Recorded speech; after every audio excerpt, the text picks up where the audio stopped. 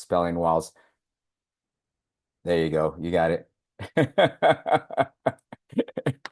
And so before we get going, just wanted to also mention that at 95% Group, our purpose is to unlock the power of literacy for every child, and just so incredibly fortunate and to take that purpose a little bit further as to now, and we are talking about literacy for every child.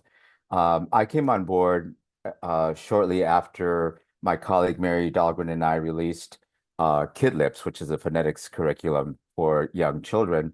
And we have just finished releasing the Spanish counterpart, El Muro de Sonidos y de Letreo, which is one of a kind. There really isn't anything like that, and I'll talk about it. And I'm not here to peddle my wares or our wares by any stretch of the imagination. It's just a wonderful resource that allows us to then both now really have this level of equity where we can talk about English phonetics and also Spanish phonetics. So at 95, we build on science to empower teachers, and that's what we're all about, right? Supplying that knowledge and resources and support that teachers need to transform developing readers. And most importantly, our vision is for every educator, or to give every educator what they need to master and enjoy effective literacy instruction. And we'll talk a lot about that, a lot more about that here shortly. So, colleagues, just a little bit about myself before we get rocking and rolling. I am coming to you from El Paso, the southwestmost corner of Texas. And what's really interesting is that if we have two cars heading in opposite directions, starting in El Paso, one car heading out east and the other one heading out west, the car heading out west will hit the California state line before the car east hits any major city in Texas. So I was in Maine last week and had to go to a meeting in New York City, or in the state of New York actually, but had to start it or go to New York City, and I think it was like a 6 hour drive, and I went through I think 5 states. Here, I drive 6 hours out east, and I'm still nowhere. I'm still in the middle of the desert. Our claim to fame, though, is that we are the only city in Texas that's in another time zone. And we're also the only city in Texas that actually has a mountain range. The southernmost tip or end of the Rocky Mountain range is in El Paso. So, and then just south of us is Ciudad Juarez. It has about 1.5 million people. Uh, yeah, it's a very large city. El Paso is about three-quarters of a million. And then just west of us is Las Cruces, New Mexico. Matter of fact, my home is about maybe 15 minutes away from the New Mexico state line. But Las Cruces has about a quarter of a million. So with Las Cruces, El Paso, and Ciudad Juarez, it's a very large metroplex of over 2.5 million people. But we can't call it that because we've got two different federal governments and three state governments in that vicinity. So as was mentioned earlier, very fortunate, very, very fortunate to have spent most of my career studying under the direction of Dr. Louisa Moats, was a national letters trainer, or I don't like to call it trainer, but instructor for a little over 20 years. I still have the pleasure, the honor of working with Louisa, and so excited to continue to do so. Just we collaborate on many other projects. And really what got me working with Louisa was, I believe it was 1999, 99, that she published Teaching Reading is Rocket Science. And that was an eye-opener for me because I had just started teaching, and I come from a field. Actually, my other career was in law enforcement, and without getting into details, I was working with the Department of Justice, and got to see how inmates were being taught how to read. At the time, the Department of Justice had a policy that stated that if an inmate was in one of in the system and he or she did not have a high school diploma, they had to leave with a GED. Now, this was the low to medium security inmates, and even some of the higher security inmates who were about to be released. But we always had the facilities or those rooms teaching inmates how to read. They were always full. And I do remember that it was very explicit instruction. That's when I was actually first introduced to the Wilson Reading Program. So when I decided to leave the Department of Justice and go into education, which was really just a complete turnaround, a complete 180 of what I was doing. Um, my instruction was the learning that I received was very much based on whole language. There's some aspects of whole language that I thoroughly enjoy and it will endorse. But when it comes to the foundational skills of reading, that's not the way to go. So I was in quite a conundrum because I had seen how grown men and women were being taught how to read. It was very structured, and it was very structured on the based on the foundational skills of reading and language and lots of areas of phonology and orthography. And then my training had to do with you just don't do that. It just, it just happens. You just provide libraries or, classroom libraries, classroom nooks, and give them books, and it happens. And I just thought, well, if that's the case, then we should have just given all these inmates a bunch of books and it could have happened, miraculously. So what I'm getting at is that I was introduced to Louisa's first publication, and it was at that point in time that of teaching reading is rocket science that it all like, yes, this is the way to go, and became really a follower of Louisa's work, and then eventually a stalker too.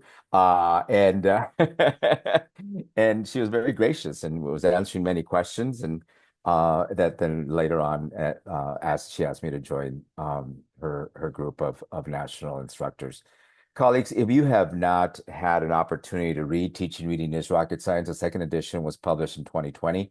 You can just aim your mobile device at the screen and that QR code, and you can download Teaching Reading is Rocket Science, the 2020 edition, the second edition. So just I'll hold on to this slide for a couple of more seconds so that you can go ahead and download that if you need to.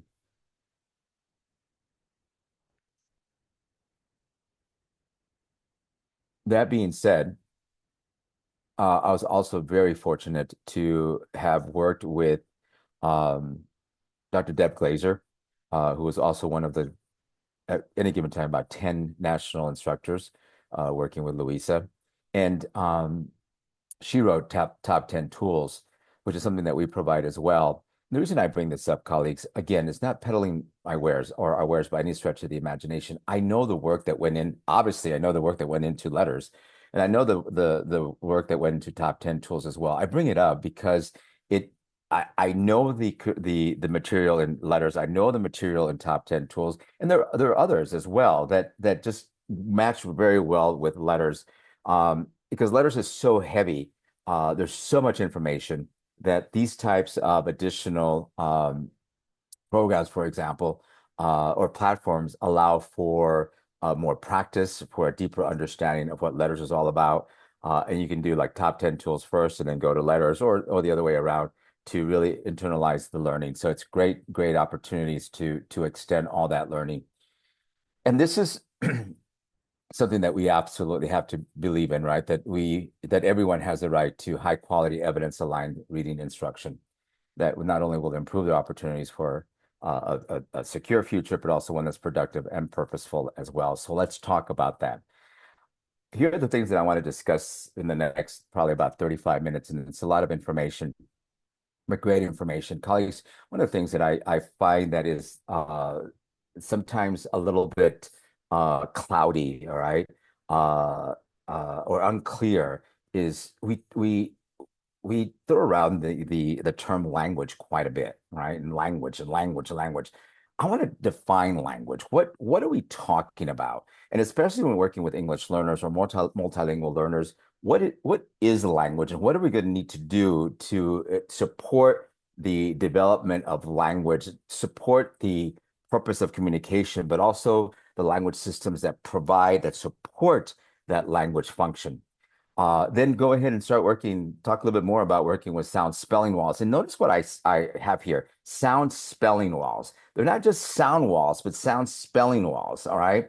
And the reason I'm very direct about that is that I am going to address some misconceptions that existed early on when we first published our sound walls, Dr. Dahlgren and I. And and there was this misunderstanding of just what was the purpose and how do we introduce it? How do we work with these walls? Well, it's a sound spelling wall. It's a connection between that frontal lobe and that occipital lobe and building on that reading brain. And we'll talk about that as well. And then just briefly talk about the cross-linguistic connections that really any good sound spelling wall system should have in place. So let's start off by talking about language. Colleagues, I'm a firm believer. I know we live in a language laboratory. We are surrounded by language all day long. And it's also our responsibility, colleagues, to build this level of awareness, build this level of curiosity amongst our students, whatever the age may be, that this is this living organism that's out there, right? That we're part of, right? So it can be either written or oral, and this is where I'm going to really start differentiating what do we mean by language. And colleagues, let me also give you show you my early language laboratory. My early language laboratory, it was this apartment complex that was located probably about 5 minutes, maybe 10 minutes away from one of the busiest international bridges in El Paso that's near downtown. But what's so meaningful about this apartment project or this apartment complex was the fact that this was my language laboratory, right? I lived there with my mom. My mom was a single parent, so she worked long hours. So each apartment actually was my own language laboratory, where one tia, as I call them, the lady or folks, tio tia, who would take care of me while mom would be working, and they provided assistance. And each apartment was its own language laboratory. One that I remember one very, very well that really liked the music, and there was just lots of not partying, but it was just a happy place. So I learned all these rancheras. I learned all this music. I learned so many lyrics. It's another one that I always watched soap operas, so I became very dramatic when it came to even speaking Spanish. And then there was one apartment that very adamant about teaching about reading and writing. So when I started school, I already knew how to read and write, but I knew how to read and write in Spanish. And that's when really the journey into language and what it was all about and my curiosity really became alive because of three wonderful teachers that I had in fourth, fifth, and sixth grades that they themselves were language masters. And they unraveled the mystery of language, and there was just so much to learn. And that's how I got started my language journey as well. But what is language? I'll tell you, colleagues, language is it's a little bit messy, it's a little bit creative, very unpredictable, but most of all, very human. It defines us, it describes us. Teaching though, or defining it, describing it, and teaching it is anything but simple. All right. So, yeah, it does define us, but what is the definition of language? It does describe us as well, but let's describe it. What is language? And why is it so difficult? All right. So it's almost like if I ask define language for me. It's almost like herding cats. I mean, everybody has its own interpretation of language. What does it mean? But we're talking about we have to teach language. We have to teach language. We have to teach language. Yes. And as a teacher of English learners, I always wonder, well, what is that? Are we just talking vocabulary? What is it? So, colleagues, I'd like for you to take just maybe 30 seconds just process, just think about this. How would you define language? All right. And you can be as technical or as poetic as you want. All right. So just give you about 30 seconds to think about it. How do you define language? Right? How do you define language?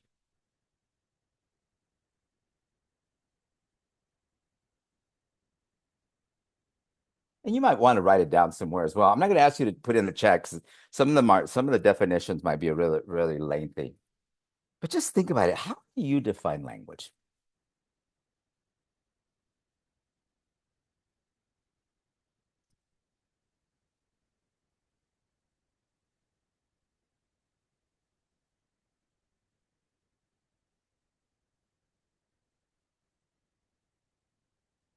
Just some bulleted items there. Just how do you define it? All right. So, colleagues, because we talk about language so much, and especially because all the work that I've done with English learners as well, I'm always talking about language, right? But let's frame it a little bit differently, or a little bit better, I should say. Notice that I have this blue-green rectangle. I've labeled that oral language. That's my oracy, all right? And within that rectangle, it's my circle with written language. All right, and I'll tell you why I wanted it that way. But notice that oral language, as well as written language, they both have function. What's the purpose of communication? Why am I communicating orally, or why am I communicating via written form? Right? So, function. What's the purpose? Either orally or written out. And notice that oral language also has language systems, has form. Written language also has form. So I argue that language systems make up form, right, that directly contribute to language function. Now, notice that under written language and under form, yes, I have language systems just like I have above, but notice that I have orthography, right? And that requires very explicit instruction, right? Leave nothing unturned. That's going to be the biggest difference, right? That written language has that orthography. Colleagues, if I had 10 more years left in my career, I have the youngest that's about to graduate. I can keep keeping my fingers crossed. He's going to graduate from college by summer. Yeah, I think it's time to retire soon after that. So, but I say that, who knows, right? But if I had 10 more years in my career, my argument and my not my argument, my hypothesis is that our long-term English learners are long-term English learners. That means that they've been in the system 6 or more years because of a breakdown in form. All right. Something is happening in form, primarily a breakdown between phonology and orthography. All right, but let's continue, or else I'm going to run out of time. Now, there's also, and I'm so grateful for this, or for this, is that oral language is finally gaining the focus and attention that it deserves, right? Oral language is that foundation. Discourse, pragmatics, part of language forms, right? Pragmatics, right? Oral discourse, so incredibly important. They provide the foundation on which we build all the other language forms from, and that contribute directly to function. Let me explain. So if I'm talking about the function of language, both orally or in written form, all right, I'm talking about, what are students going to do with language to demonstrate their understanding of the content? Or it doesn't have to even have to be a student. I mean, anybody. What's the purpose? Am I going to describe something? I can do it orally, or I can write it out. Am I going to summarize something? I can do it orally, or I can write it out. Am I going to explain something? I'm going to do orally. I mean, what is the purpose? And this is just a few. I mean, there's more. Why am I trying to communicate? Right? Now, if I go back to my original graphic here, let's talk about form. And notice that, again, written form, I'm adding another language system, which is orthography. So, colleagues, when I'm talking about language systems, that they define form, the language form, right? So for those of you who have taken letters, for example, or perhaps even AIMS training as well from AIM Academy, or even top 10 tools, we refer to these language systems by different names. Sometimes letters calls them language essentials, all right? Other linguists call them language domains. The language, I know that Deb calls them, I think calls them language ingredients. There's language elements. So they all mean the same thing. We're just calling them something differently, all right? Something different. So these language systems consist of phonology, all right, the speech sound system of a language, every language, unless it's American or a sign language, but every language will have phonology. Not every language is going to have orthography because that's the system, the writing system, the system of writing that represents that phonology, and not every language has that. All right. And what about semantics? Vocabulary is embedded within semantics. What about word meanings and their connections in sentence meaning, for example? And morphology, the meaningful parts of words. It could be the word itself. It could be a prefix, a suffix, right? Or it can, even be a root word as opposed to a base word, or a root as opposed to a base word, right? So we've got phonology that makes up language systems, orthography, semantics, vocabulary embedded within semantics, morphology, and syntax, those rules for word order, right? I'm going to bring to the forefront, right, the importance of discourse, in this case, oral language, right? And pragmatics, that's the use of the language. We sometimes don't pay attention to those two systems, but we have to, because that's the way we are going to use language. All right. It is through discourse, through pragmatics, that we are learning, and we're learning phonology, we're learning orthography, we're learning all these systems. All these systems are coming together, but they have to come together, and we have to generalize, and sometimes they overgeneralize through discourse and pragmatics, especially as we're forming sentences. So sometimes discourse and pragmatics, they don't get the attention they deserve. Colleagues, because of the attention that we have to place on oral language, discourse and pragmatics are just huge, huge. We need to allow students the opportunity to communicate, to talk, because the one doing the talking is doing the thinking. All right. The one doing the talking is doing the thinking. If I had more time, I'd be letting you all do a lot more talking too. So it's through these language systems, phonology, orthography, semantics, morphology, syntax, supported by discourse and pragmatics, that we're able to tell the word's story. All right. So let's look at it this way. Language form, all those systems that were just mentioned, contribute directly to language function. I do believe, and I will state that what comes first, the chicken or the egg? In this case, what comes first? Language form. All right. Especially as a young child, a toddler who's learning how to speak begins with that phonology, begins with an understanding of sounds, right? And then putting those sounds together to make words, to make that vocabulary, right? That syntax and syntax. And then and all of that though could directly contributes to, hey, I need to communicate. There's a purpose for this communicate. I need to say something. I need to be fed, or whatever the case may be. All right.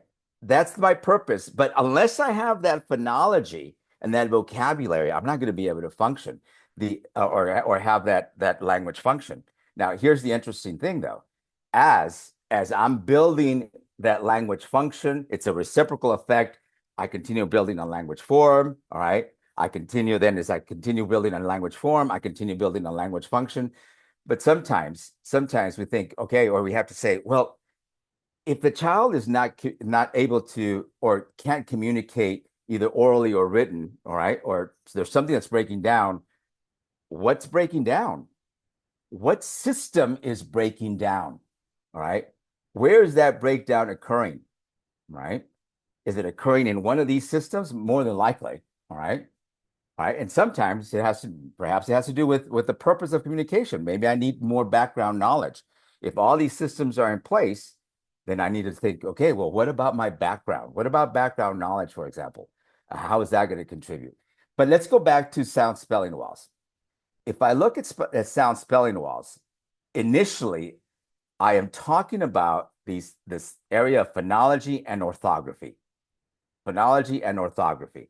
And if I look at the reading brain, if I look at the reading brain, colleagues, all right, all right, it's in this frontal lobe, all right, right, Broca's area that I am going to process the articulatory properties. That's where my phonological processing is occurring. This is where I am going to have the long-term storage of acoustic signals. Colleagues, very important. The importance of teaching articulatory or targeting the articulatory features of a word, all right, is you're targeting how is that sound made? How is that phoneme articulated? Like with the unvoiced TH, right? Or let's say the voiced TH, right? The tongue is between my teeth. I'm going to turn on my voice box, right? It's going to be blocked a little bit, right? Okay. So, colleagues, I don't store the acoustic signals. What I store are all these articulators coming together to make that sound. And that's why it's so important in either English or any language, really, to be able to explain how that phoneme is articulated. Now, this is what I call right here, this bridge here, this arch is my reading superhighway. Because as I am talking about or teaching how these articulatory features come together, the properties of that voice TH, I'm also then going to teach, right, that connection, right? As soon as I get level, or as soon as I get over that phonemic awareness and be explanted and explain how that sound is articulated, I'm going to attach that grapheme that represents that sound. For the English learner, for the multilingual learner, but especially for the English learner, that is so incredibly important. All right. I need to make not only am I talking about how the phoneme is articulated, but I'm also connecting it to the grapheme as well, right? Now, as with practice and reading that word and using that word, I can spelling that word as well. Let's not forget about that written portion of it. That that word will start being processed in the visual word form area, which is really a level of automaticity. But it doesn't come without practice and doesn't come without explicit instruction, right? So a sound spelling wall will will give the kiddo the support of how that phoneme is articulated. And on that sound spelling wall, I should also have the grapheme that represents that sound. All right. That's a given. Now, I can also add then and talk about what's happening around the temporal lobe. All right. Like Wernicke's area. This is where I'm going to have the long-term storage of that meaning. And what does that word mean? Or what does that morpheme mean? All right. And then, of course, if I move up and down, right, this, oop, this way, right? I mean, this is the oversimplification, but I can also then talk about the experiences. How do I use that word in a sentence? So now we're talking about syntax. The child is still speaking, there's still a lot of oral language going on. So from east to west, right? I'm having those foundational skills be established, and then north to south. Not only am I perhaps building vocabulary as well, but also how would that word, for example, fit in a sentence, and how would I use that in a sentence? So let's talk a little bit more about then working with a sound spelling wall and moving away from a word wall. Colleagues, word walls do not pay attention to the phonetic structure of words. All right. And they really pay attention to really the sequence of the alphabet, right? Because many of the word walls are going to be going up based on the alphabet without paying attention to really the phonetic structure. So our recommendation and the reason that we first wrote Kid Lips was to move away from word walls and to sound spelling walls that would have a resource that would identify all the sounds, all right, where I can identify all the sounds of the English language, for example, with the grapheme association as well, all right? So a sound spelling wall can be set up like you have here, like I have here, my consonant chart right here. All right. Okay. And I'll talk a little bit more about it right now too. All right. That helps us then identify how are these sounds made. All right. Explains how we can explain how the sound is made. And then also then, of course, add the proper grapheme representation and then add words to it. So now I'm adding vocabulary as well. And then perhaps even use it in a complete sentence. Now I'm adding syntax. So my vowel valley then will have all the vowel sounds, including the schwa as well. So I have 25 consonants in the English language, 19, 18 plus one, the schwa vowels in English, so for a total of 44. And that's the most agreed upon number. All right. So I would arrange my sound wall based on really this alignment, either the consonant chart, if I'm, when I'm working with consonants, this alignment to explain the manner of articulation, the placement of articulation, and definitely the vowel valley, all right, that shows really how each vowel phoneme is articulated, but they're very close together. And this vowel valley is based on spelling representation. Now, let me show you what's really super cool, all right? This is now el muro de sonidos y de letreo. All right. So this would be my consonant uh, chart in Spanish, todos los sonidos consonánticos. And then on my right, I couldn't call it a vowel valley because there's no valley. We don't have as many vowels in Spanish as we do in English. So this is just my sonidos vocálicos, right? So my five vowel sounds that are included in here as well. All right. Okay. Now watch.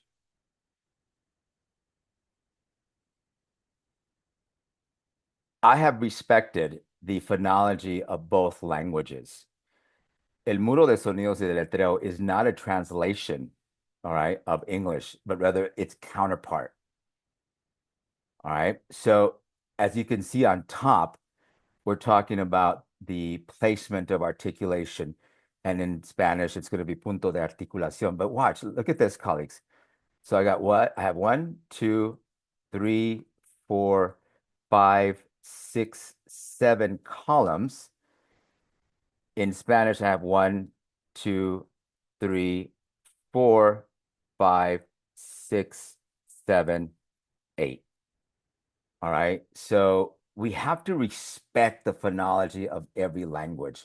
And that's what I have done here. All right. So I don't force, or we didn't force the Spanish consonants onto English or vice versa. All right. Now this is the one that's really interesting. Yeah. Right. So I often get asked, Antonio, why is it that my students are having so many issues with the vowels in English? Well, look at this. I mean, yeah, 19 up here, right? 18 plus 1, right? 5 here. But most importantly, colleagues, check this out. Look at all this blank space here, right? So they're not tightly located. They're not right next to each other, whereas in English they are, right? And it's just a minor drop. So let's talk about how you would organize a sound spelling wall.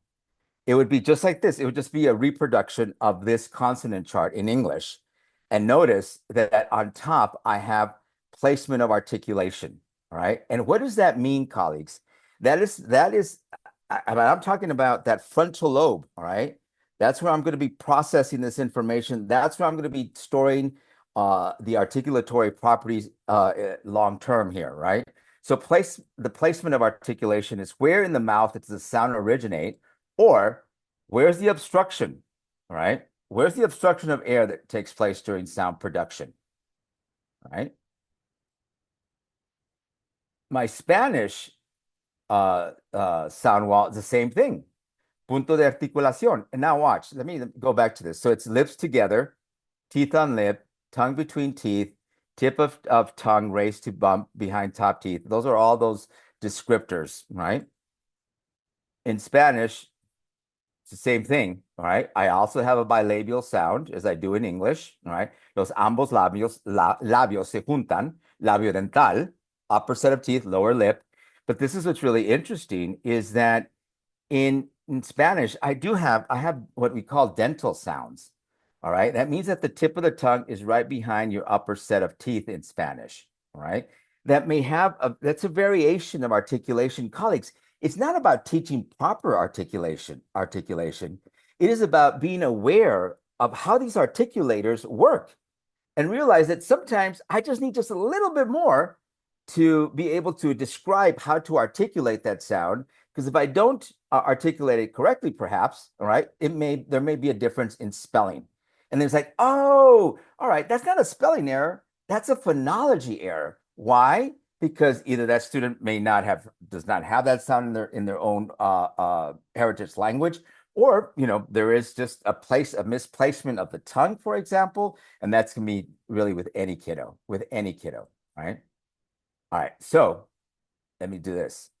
All right, so that's across the top. That describes where's the obstruction going on.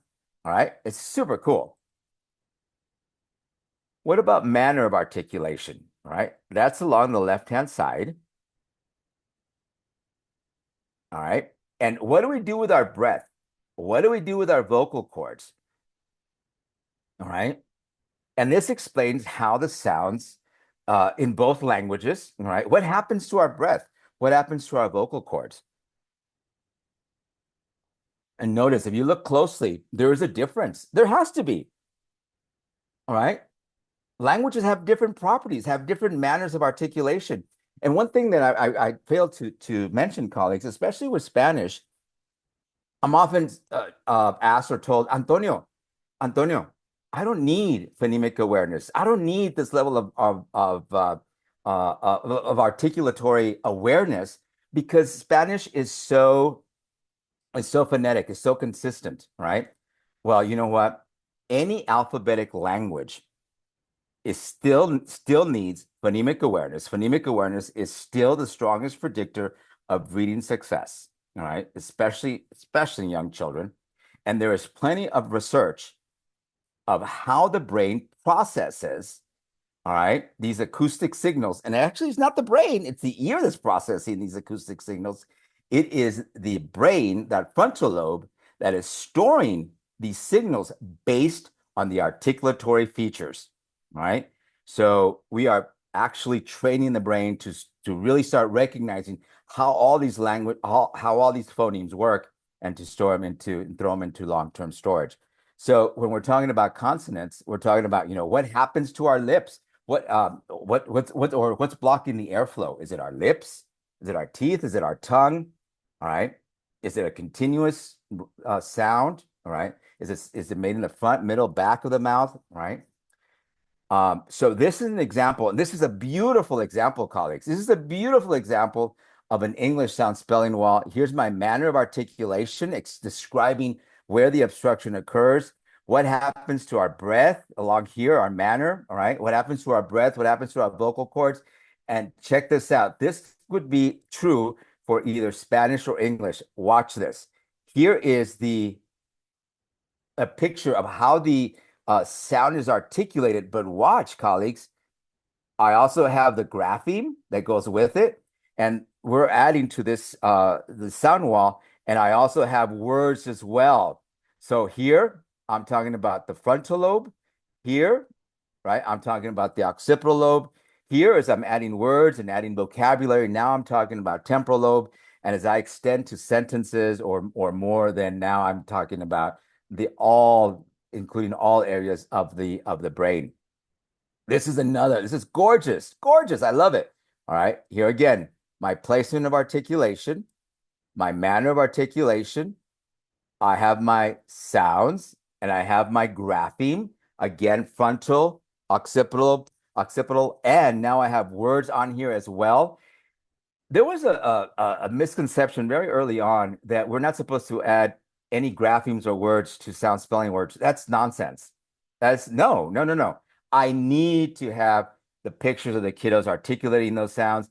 I need to have words up there. I need to have complete sentences as well as we start working with sentences.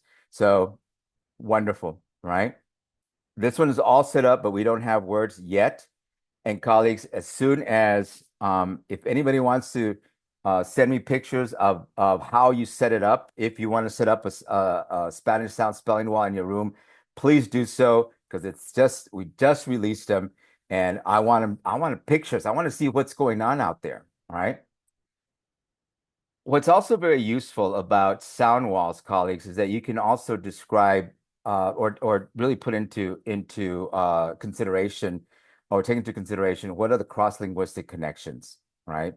And what I did with the Spanish sound spelling walls is that I name in these oclusivas are stops.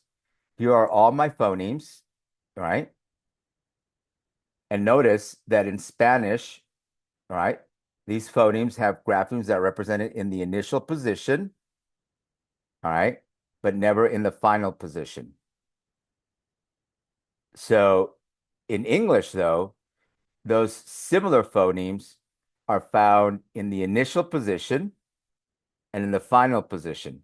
So this is where my theory of positionality comes into play because in Spanish, I don't say the sound in the final position, but in English, I do. So I have to be wired that super highway between my frontal lobe and my occipital lobe. It's not going to be any different for my English learner.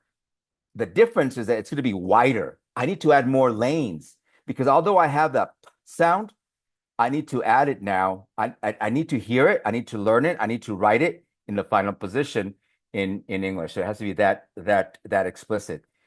And colleagues, I'm not going to get into detail here other than I also have notes here where I explain dialectal variations, for example. All right. In this case, Spanish doesn't have any stops similar to English. Yes, they're or identical to English. English is an Anglo-Saxon language, so it's b, t, d. It is in your face. All right. It is a strong, those are stops, those are plosives. In Spanish, we have stops, but we have no plosives.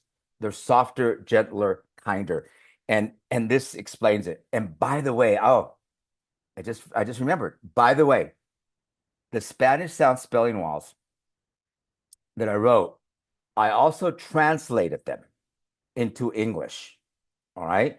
And the reason I translated them was for administrators, partner teachers, right? Who are working with bilingual type classrooms, multilingual dual language classrooms. All right. It is a direct translation of the lesson in Spanish so that if you do not speak Spanish, for example, you can still read and see what's going on and what is it that my colleague who is teaching Spanish is doing. So like this, for example, these cross-linguistic connections, which I think are just fabulous, uh, are now, I mean, anyone can learn them. Anyone, I mean, it's for all. It is for all, right? So I'm super excited about that. The lesson is not meant to be given in English, though. It's just a translation of the lesson so that everybody's on the same page. And I think that's going to be very, very helpful. So in Kidlips, I do have this, all right, which I go from English to Spanish. It's the same thing. It's the same thing that these sounds are not in the final position in Spanish, right? It's just kind of the same thing that I just showed you. And by the way, colleagues, by the way, that letter D, that letter D in English is an alveolar sound, a voiced alveolar. The tip of the tongue is by the ridge. D, d, d, d, d, d, d. In Spanish, it's an interdental sound for the most part. All right. Ugh. So that's why many times our Spanish speaking kiddos will spell this DIS or that DAT. We don't have a TH representation. We do have that sound, but not a TH representation. So, um, and remember this slide? Yeah. Wow. All right. So we go very deep into what does that mean as far as cross-linguistic connections. right? So I frame, in this case, and this is both in Kid Lips and in El Muro de Sonidos y de Letreo. Um, this also helps us to understand, oh, well, gosh, this is why it's so difficult. All right. Look at this. I've only have one letter and one sound that I have framed green, and that's the sound for the short E. And in English, they're not identical. They're very similar, and I think I can say that they're close enough for government work. So I went ahead and labeled them green. So if the frame is green, it means that there's a 100% transfer, right? If it's framed in yellow, that means that the phoneme exists in both languages, but there'll be grapheme confusion. If I frame it in pink, that means that the grapheme exists in both languages, like the letter O, but there's going to be a phoneme confusion. And if I frame it in red, that means that that phoneme simply does not exist in Spanish. All right. So look at this. I mean, gosh, there's only one green, but a lot of yellows and definitely lots of reds, right? So that is why there's this level of confusion, and in our instructional guides, and we'll talk about what do we do to ensure that there's less confusion. So colleagues, I am very proud of having been a part of these two um, resources, and I'll tell you the biggest reason is because uh, Kid Lips was uh, just the representation of 20 years of study under Luisa. And El Muro de Sonidos de Letreo is about 15 years of research that finally came and was printed. So we're very proud of of all the research that went into it. And colleagues, if you're going to put up your sound wall or your sound spelling wall, make sure that you have instructional guides, and just not saying us, but if you go with someone else, or you're using someone else, make sure that there's the instructional guide that tells you what is going on, that gives you a sequence of how to explain this. This is linguistics, and it's so much fun, but we need to have some resources behind it. How do I provide that? How do I provide that information? And the same thing with the El Muro de Sonidos y de Letreo. All right. I mean, there's just so much information that you can go ahead and take from any of these instructional guides. So as I close it off, because I want to see if there's any questions. Don't forget that our brain, key takeaways, I think, are that the brain stores phonemes not by acoustic signals, but by the articulators that are activated. What's our mouth doing? Or no, what are our vocal cords doing? What about our breath? What about the tongue? What about lips? What about teeth? Right? Oh, that's what I did. Key takeaway number two, cross-linguistic transfers can exist or cause cognitive dissonance. Colleagues, the reason I started talking about researching cross-linguistic transfers was because some of my own colleagues were getting me very upset when they were saying stuff like, well, if the sound exists in one language, it transfers over. Kind of. All right. Like the sound for the letter P. Yeah, I have it in Spanish, for example. All right. Yeah, I'll transfer to English. But what we miss is the fact that theory of positionality. The sound exists. I have it, but I've never said it in the final position. I've never read it. I've never read that. I've had an opportunity to read that sound or talk about that sound in the final position. So yes, I own it, but I still need the neurology. I still need the connection of neurons in the final position. I own it, but not there.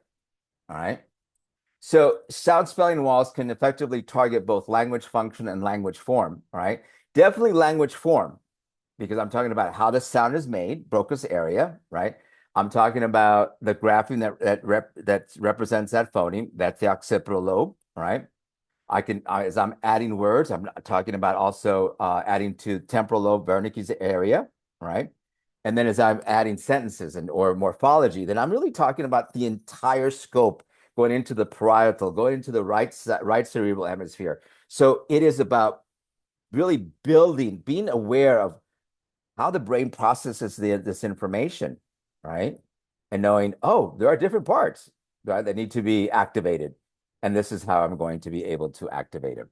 All right. So do not let anyone tell you, oh, sound spelling walls or sound walls. It's just about sounds. No, they're not. No, they are absolutely not. All right. They are about sounds, but more than that, it's about explaining the articulatory features along with graphemes, adding words, and building background knowledge as well. All right. So don't let anyone say, oh, nothing else but sounds. No, no, no. That's not right. All right. So I want to thank you so much. If you have any questions, here's my email address, and here's some additional information where you can get some contacts for from social media. So I'm going to turn it over to, is it Yeah, Leslie? thank Leslie, are you. you going to Thank go? you Yeah, so much. I am going to close it out. And I'm going to actually, can I ask you to stop share for a sec?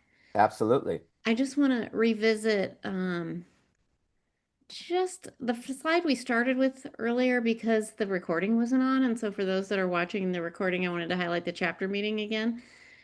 First of all, thank you so much, Dr. Fierro, for that lovely talk on sound spelling walls. I really You're learned a welcome. lot, and what it really points out to me is the need for, yes, this is linguistics, and we all need so much deeper knowledge in this Hmm. work. Educators really need deep knowledge and understanding how linguistics works in English, but also in Spanish as well, with the many Sure. Spanish speakers we have in our state. So thank you for talking Absolutely. and presenting that. That was excellent. Okay. So wanted to highlight again the chapter meeting on December 15th for our members. Feel free to attend that. We're going to have part two of the classroom literacy instruction responding to data. So feel free to come to that. And then our next knowledge event is in January. We'll be having Joan Sedita with us. If you are familiar with the writing rope, that will be so fun to listen to Joan talk about her book, The Writing Rope. And she's actually got another new book coming out as well. So that event, spread the word, tell your friends. And then, as always, part of our role in the Reading League as membership is to go Mhm, out and tell a mhm, friend and mhm. build our coalition of folks who care about this work and want to see this work carried out in classrooms. So please tell a friend and have them join. And it makes a great gift for a teacher. If you want to gift a membership, you can definitely do that. And we thank you so much, everyone, for being here tonight. It was a lovely evening. And Antonio, thank you again for your time, and thanks everyone for being here. Have a great night, My everyone. pleasure. Thank you.